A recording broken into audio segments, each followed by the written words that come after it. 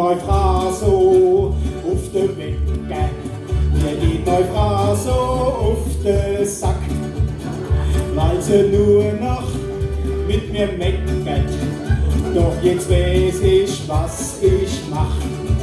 Du in der Altrhei schmeiß ich die Altrhei, dann guck ich zu, wie sie versinkt.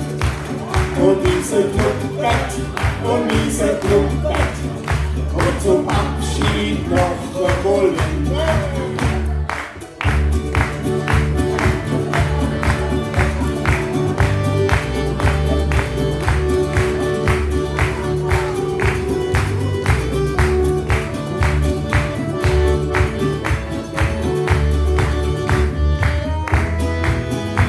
Jetzt kommt die Strophe an die Frau.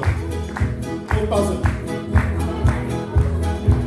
Und wenn dein Mann dich nur noch eiert und dich nervt ganz fürchterlich und geht dir nur noch auf die Zeichen, dann hab ich einen Tipp für dich.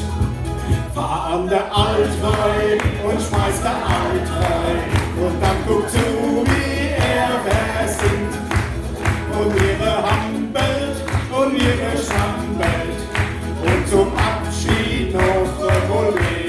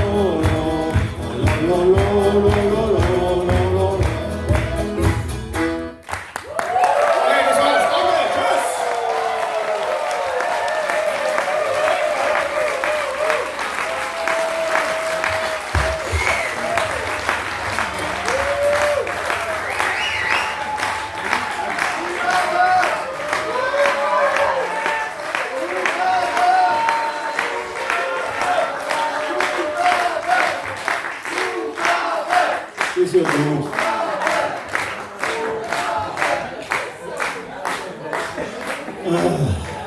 Wir hätten da was vorbereitet.